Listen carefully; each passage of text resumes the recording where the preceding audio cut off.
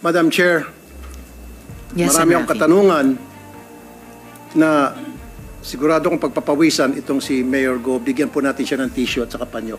Madam Chair, pwede Yes, Sen. Rafi. Kasi may nakita ako dito sa kanyang salin na marami siyang dump truck at helicopter. Right? You own this? Wala kang partner dito. Sarili mo ito. Ikaw nagmamayar dito. Nakarehisto sa iyo lahat to. Your Honor, yung dump truck po, napinta ko po siya last year. Yung helicopter po, gagawin ko po sana siyang negosyo. Kasi nagkaroon po... No, Opo. I'm just Opo. asking you. Good morning, Mr. Chair. Madam Chair, Senator Win Gatchalian. I've seen the transcript of the previous hearing in this committee pertaining to the investigation being conducted. And I saw also the videos wherein lumilitaw para bang teleserye itong buhay ni Mayor Alice Go.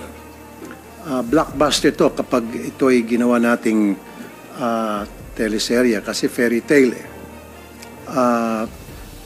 Siya ay anak ng isang kasambahay na nabuntis ng isang mayamang Chinese and then pinalaki sa isang farm tapos nag-aral sa bahay, wala siyang kakilala mga kaibigan, and then isang araw, bigla na lang siyang naging mayaman. Unlike sa Cinderella, merong tinatawag na prinsipe na sumalo sa kanya. Dito, it seems to me that she did it on her own. Maraming butas po ako nakikita dun sa narrative ni Mayor Go. Nag-attend ako dito ngayon para bubutasan ko po. Marami po mga butas doon sa mga statements ni Mayor Go. Hopefully, I have some few questions na kailangan niya masagot. Kapag hindi niya masagot, doon makikita na meron po siya talagang itinatago. Hindi po kapani-paniwala. Marami din po ako, Madam Chair, na request sa committee na ito ipapatawag. Unang-una, ipapatawag po natin ay yung pong midwife na nagpaanak sa kanya. Pangalawa po, nung magpa-file siya ng late registration, sino po doon kung saan siya nag-file ng late registration ang tumanggap. Pangatlo po, Madam Chair, gusto ko pong patawag yung barangay chairman na kung saan nandun yung kanyang farm. Kasi siyempre, if you have a farm and it's not a backyard farm, it's a commercial farm, you need to get a permit para ma-aprobahan yung farm na yon. You have to get a sanitation permit, etc. Nais ko rin po patawag yung mayor na nag-endorse sa kanya, na nag-last term na, and she was endorsed by that mayor to take his place. So, syempre, si mayor, I'm sure, hindi naman siguro niya endorse itong si Mayor Go kung hindi niya kakilala. Patatawag din po natin yung BIR. Patatawag din po natin yung mga suki niya na pinagbebenta niya ng baboy. Patatawag din po natin yung mga tauhan niya sa farm. Kasi sabi niya, lumaki siya sa farm and she worked there for so many years or managed the farm for so many years. And of course, hindi naman niya pwede i-manage yung isang commercial farm all by herself. She has to have a lot of people. And who are those people? Hindi naman pwedeng sasabihin niya, hindi ko kilala yung mga taong yon. And of course, dapat marunong siya magkapampangan. Matanong ko lang muna, Mayor Go, marunong ka magkapampangan? Magandang umaga po, Senator Mayor po. Rafi, Madam Chairman, Senwin.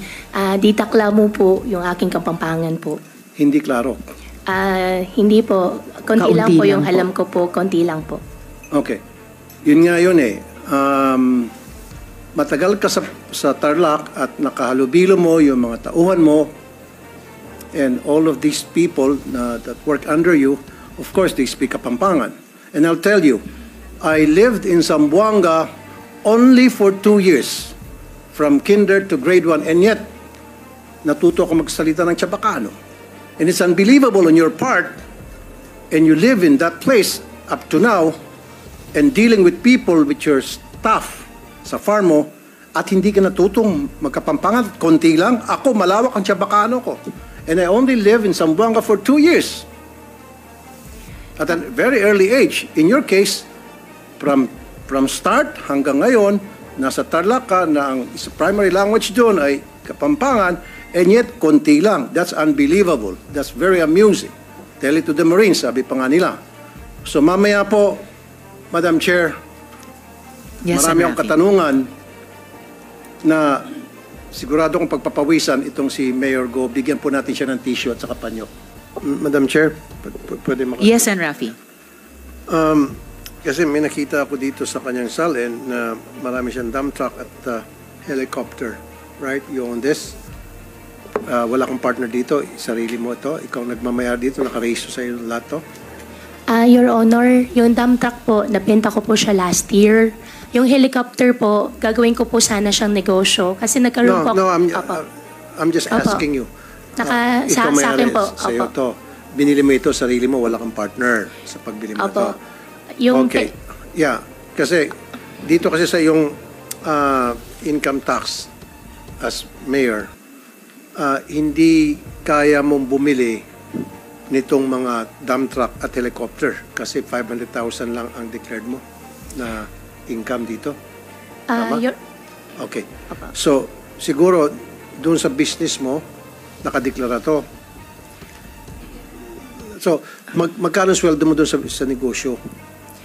Your Honor, hindi po siya sweldo. Binibigyan po ako ng tatay ko po. In fact, yung helicopter po, partial po ng pinagbayad ko po doon sa helicopter po ay galing po sa tatay ko po. Kaya nga po, lahat ng income mo dapat na pumapasok sa'yo, dapat deklarado sa BIR yan at binabayaran mo ng tax para malalaman kung saan galing yung pera na pinambili mo rito. Kasi right now, I don't see any documentations na madya-justify itong malaking amount na sabi mo wala kang partner, mag-isa ka lang, pangalan mo, na paano mo nabili ito? Saan pera nanggaling to? Siyempre, sabi mo sa negosyo mo. Now, nagbabayad ka ba ng tax doon sa negosyo na pinagkakitaan mo? Meron ba? Madam Chair, pwede ba tayo humingi ng dokumento sa BIR kung meron na para magkaroon siya ng ganung kalaking amount na makabili siya ng dump trucks, 1, 2, 3. Makabili pa siya ng mga motor vehicles and helicopter. Yes, Sen. Rafi. This is Actually, a lot of nandito money ang by the BIR. millions. Baka gusto nilang sagutin yung tanong, sagutin din yung tanong BIR, ninyo. meron ba tayong, makakuha ba kami ng dokumento pertaining to this na she was able to acquire all these expensive vehicles and of course helicopter? Attorney Tibayan, or yes, please. Good morning po. Yes, we can request that, Madam Chair. If we may lang po, since it's covered under Section 270 of the Tax Code, may we request from the Mayor a written consent allowing us to provide this committee the requested documents po. So, Mayor, pwede nyo bang bigyan ng written consent ang BIR para ma-issue nila sa komite kasama si Sen. Rafi yung hinihinging dokumento? Opo, Madam Chairman. At yung pera po na pinagbili ko po dun sa helicopter po ay galing po sa tatay ko po. Okay. Ano po ng trabaho ng tatay mo? Bakit mayaman siya at marami siyang pera? Yung tatay ko po, meron po siyang embroidery po dito sa Pilipinas at may negosyo po siya sa China. Okay. So, BIR, pwede ba tayo pwede natin makita yung income tax o kung nagbabayad ba ng tax itong papa niya dun sa kanyang embroidery na para magkaroon ng perang pamana dito kay Mayor Go at pambili niya ng kung ano-ano pa mga luho or mga helicopters? Attorney Tibayan? Including po yung father niya, yung tax returns ng father niya. Well, the father siguro must be here, right? Yes po. Okay. So Mayor Go, so sabi mo may embroidery. Saan po yung embroidery factory? Is that a factory? Yes po, Your Honor. Anong pangalan? QJJ Embroidery po. Nasa Marilao, Bulacan. Marilao, Bulacan. Opo. Okay. Ilan ang empleyado po nito?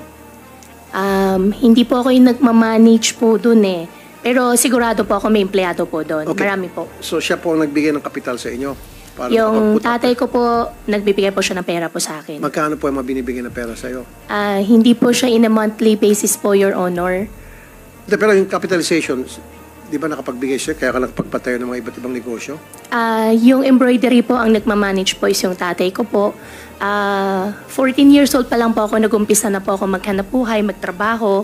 At every now and then po, binibigyan po ako ng tatay ko po. Pero nagbigay sa iyo ng malaking pera, big chunk of money, binigyan ka ng father mo, kaya yun ay nagamit mo para i-invest sa mga negosyo mo. Opo, Your Honor. Pero hindi po siya biglaan. Unti-unti, nagbibigay po siya sa akin. Okay, was that declared to the BIR? Those unti-unti money hanggang sa lumaki at naging enough para makapagpundra ka ng negosyo. Kasi dapat pag nagpundra ka ng negosyo, dapat masabi mo doon kung saan ang source noon. Opo, Your Honor. Ang understanding ko po, since hindi po siya income, kaya hindi ko po siya dineclare po. But that has to be declared BIR, di ba? So anybody, anything na pera na pumasok sa iyo at yung perang yon ininvest mo sa negosyo, that has to be declared sa BIR. Attorney Tibayan. Attorney? Yes po, basta may income po na re-receive, no? Even if at the end of the day, marami expenses, nag-file pa rin po dapat. Okay. And Sen. Rafi, may tanong din si Senate President Pro Tempore dun sa isang sagot ni Mayor Alice kanina. Yeah, ano yung negosyo ng, with the permission of Senator Tulfo, Madam Chair? Go ahead. Ano yung negosyo ng tatay mo sa China? Fabrics po. Ano po? Fabrics, tela. Fabrics. Opo, may Magkano embroidery din kinikita po. niya? Your Honor, hindi na po niya natidisclose po sa akin. Okay, magkano binibigay sa'yo ng tatay mo? Sino mo nagbibigay ang tatay mo sa'yo? Opo, nagbibigay po siya sa akin. Umpisa po, 14 years old po ako. Every now and then po, nagbibigay po siya sa akin. Magkano ng pera. binibigay sa'yo? Minsan po, 500,000, minsan 1 million, minsan 2 million. Gaano kadalas Depende yung po. 500,000? Gaano kadalas yung sa million? Your Honor, as much as ayaw ko po talaga sagutin yung hindi ko po alam. Pero hindi naman po siya, hindi po siya in a regular basis po. Gaano kadalas siya magbigay? Since 14 years old ka? Opo, Bibigyan since siya 14 years old po ako. Negosyante ka na nung 14 years old ka? 14 years old po, nagtatrabaho na po ako sa farm. Oh, so nagbibigay siya ng pera, kalahating milyon, 1 milyon, saan mo nilalagay ang pera? Sa farm po. In fact nga po, kwento ko po kay Ma'am Karen kahapon. First time po niya ako pinagawan po ng cheque when I was 17 at natalbugan po ako dahil wala pong pondo, hindi po ako naglagay po ng sufficient. Okay, nasaan ang tatay mo? Ang tatay ko po, nasa ibang bansa po ngayon. Nasaan? Nasa China po. Kailan siya babalik? Siguro mga 1 linggo lang po. Sigurado kung babalik? Every now and then naman po, labas-pasok naman po siya dito sa Pilipinas po. Okay, Mayor, meron lang ako tatanong. Sana sagutin mo ang Opo. buong katotohanan. Sino nag-operate o nagmamanage ng Pogo before you became Mayor? Your Honor, ang nag-ooperate, ang nagmamanage po ay yung mga Chinese po.